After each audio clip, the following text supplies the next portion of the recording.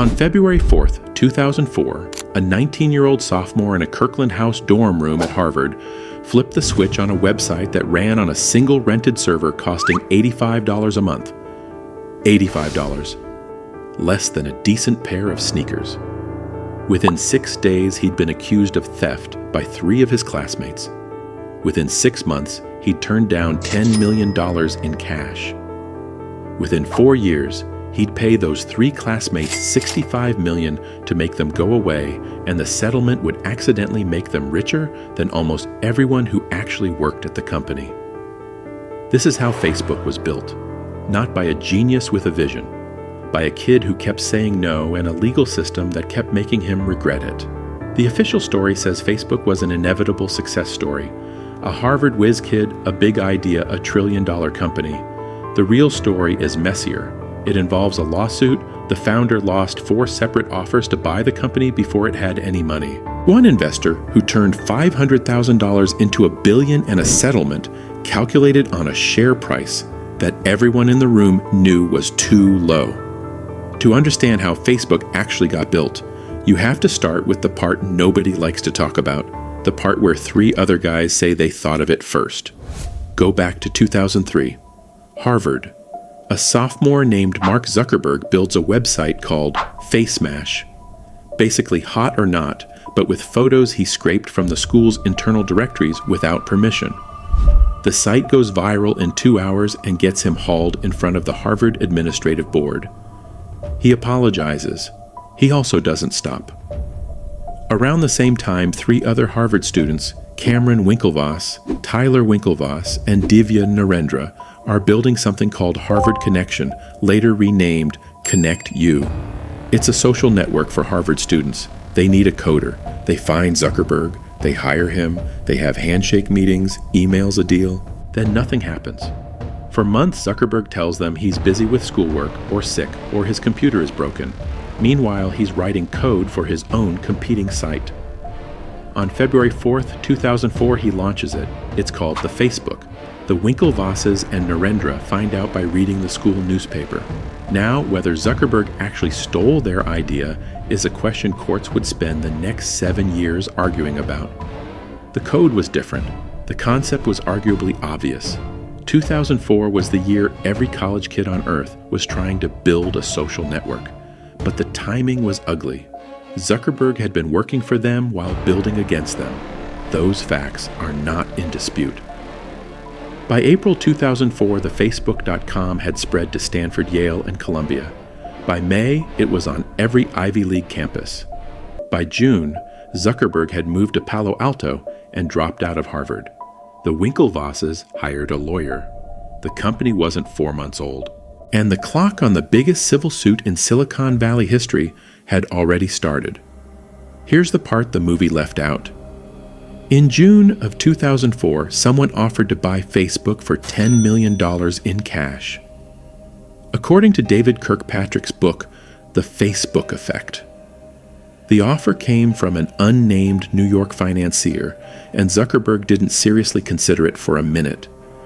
$10 million. To a 20-year-old college dropout whose company had no revenue, no office, and a lawsuit pending. He said no. Imagine you're his co-founder, Eduardo Saverin, sitting in Miami. You've just wired $15,000 of your own money into the company from your personal savings account. You are the entire finance department. You read that your business partner turned down $10 million without calling you.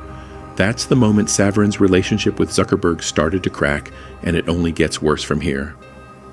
Enter Peter Thiel. In August 2004, Thiel wrote a check for $500,000 in exchange for a 10.2% stake, valuing Facebook at $4.9 million. That single check would eventually be worth more than $1 billion when Thiel cashed out after the 2012 IPO. 2,000 times return.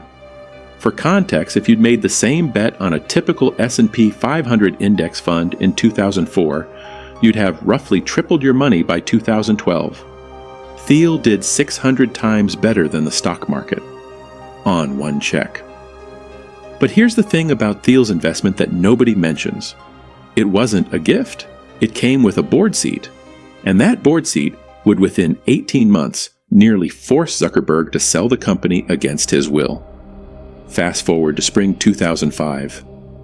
Facebook is now on 80 college campuses. It has more than 1 million users. It still has no real revenue. Viacom, the media conglomerate that owned MTV, offers $75 million to buy the entire company. Zuckerberg is 21 years old. The offer, if accepted, would make him personally richer than about 95% of Harvard's tenured professors. He says no. Now put yourself in the board meeting. You are an investor.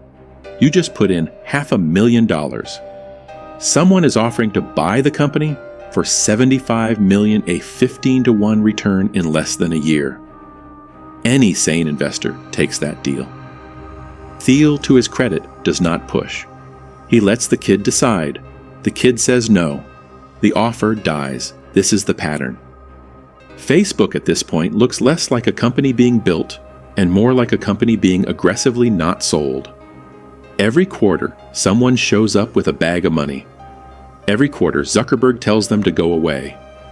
And every quarter, his lawyers remind him that the Winklevoss lawsuit is still grinding through federal court in Boston, and a judge could theoretically hand the Winklevosses a piece of everything. Then, summer 2006. Facebook has 8 million users. Yahoo offers $1 billion to buy the company. Peter Thiel and fellow board member Jim Breyer both think Zuckerberg should take it. Thiel later recalled that at the board meeting, Zuckerberg opened by saying it was a pro forma thing, they'd talk for 10 minutes. He was going to turn it down. Zuckerberg reportedly told the board, "I don't actually know what I would do with the money. I would probably just start another social networking company. But I already have one, so why would I sell it?" Read that quote again. A 22-year-old is turning down $1 billion with the argument that he wouldn't know what to do with the money. Either this is the most arrogant thing ever said in a boardroom, or it's the most clear-eyed, and for the next 6 years, nobody could quite tell which, including probably Zuckerberg. The newsfeed launched 3 months later. The company started making real revenue. Yahoo lowered its offer. The deal died. And somewhere in Boston, the Winklevoss lawyers were still filing motions. February 2008, 4 years after the launch. The Winklevoss lawsuit, which has cost both sides millions in legal fees, is finally settled. Cameron and Tyler Winklevoss, along with Divya Narendra, accept a package worth $65 million, $20 million in cash, $45 million in Facebook stock priced at $19 per share. They sign. They go home. They think they've won. They have not won. They have just made the single greatest mistake of their legal careers. And they won't find out for almost 3 years. Here's what happened. The price per share number in that settlement, $19, wasn't pulled out of thin air. It was based on Facebook's internal valuation at the time, which Facebook had every incentive to keep low. The lower the per share price, the fewer shares the Winklevosses would receive for their $45 million in stock. Facebook, in other words, had an interest in talking down the value of its own company. And it appears to have done exactly that. The Winklevosses figured this out around 2010 and went back to court arguing they'd been misled about Facebook's true value. They lost. The Ninth Circuit Court of Appeals ruled against them, with Chief Judge Alex Kaczynski famously writing that, "At some point, litigation must come to an end, and that point," he said, "had now been reached." End of story. Except it wasn't. Because in May 2012, Facebook went public, and every one of those $45 million worth of shares the Winklevosses had been given at $19 each, was suddenly worth a lot more. Within a year, those shares were worth well over $200 million. The Winklevosses, who thought they'd been ripped off, had accidentally received the single best accidental investment of the decade. And then it gets worse. Or better, depending on whose side you're on. The Winklevosses took some of that money, and in 2013 they invested $11 million of it into Bitcoin, which, at the time, was trading around $120 per coin. By 2021, those coins were worth several billion. The twins who supposedly got ripped off by Mark Zuckerberg became, in dollar terms, some of the wealthiest people in cryptocurrency. Meanwhile, Eduardo Saverin, the co-founder who had wired that emergency $15,000 from Miami in 2004, had been progressively pushed out of the company, diluted, and ultimately sued Facebook over his stake. He won a settlement too, and he's now a billionaire many times over. Peter Thiel cashed out most of his position at the IPO for roughly $400 million. The shares he sold would today be worth more than $14 billion, a fact Thiel has publicly described as his single worst financial decision. Mark Zuckerberg. Zuckerberg kept his stock. He kept his voting control. He kept the company. He is now one of the richest people alive, and the dorm room server, the one that cost $85 a month, it's long gone. Meta, Facebook's parent company, now spends tens of billions of dollars a year on data centers. The ratio of then to now, that $85 versus a capex budget in the tens of billions, is so large that it doesn't fit on a standard calculator display. You have to use scientific notation. It is in a literal mathematical sense off the charts. So what actually happened here? 4 big moments, 4 near deaths. First, the lawsuit. If the Winklevoss case had gone to trial and Zuckerberg had lost, which given the email record was a real possibility, Facebook would have been split at birth. The company might still have existed, but it wouldn't have been Zuckerberg's. It would have been 3 people's. That alone changes history. Second, the $10 million offer in 2004. If he takes it, there's no newsfeed, no like button, no Instagram acquisition in 2012, no WhatsApp acquisition in 2014. The New York financier who made that offer, still unnamed in Kirkpatrick's book, goes down as the Ronald Wayne of the social media era. Verify whether the financier has ever been publicly identified. Third, the $75 million from Viacom in 2005. This one is the cleanest what if. Facebook becomes an MTV property. It probably gets mismanaged, stripped for parts, and shut down by 2008. MySpace under News Corp had that exact trajectory, and MySpace was bigger than Facebook when News Corp bought it. Fourth, the Yahoo billion. If Zuckerberg takes the billion in 2006, he walks away at 22 with $250 million. Yahoo kills the newsfeed. Within a year, they tried to kill Flickr the same way, and Facebook dies slowly over the next 36 months. It becomes a footnote, a case study in what could have been. None of those things happened, and the reason none of them happened isn't some mystical founder genius. It's a specific, very human trait, an almost pathological inability to sell. Zuckerberg over and over made the decision that looked worst in the short term and best in the long term. He also made decisions pushing out Saverin, lowballing the Winklevosses, retaining total voting control that looked aggressive, possibly unethical, and absolutely ruthless.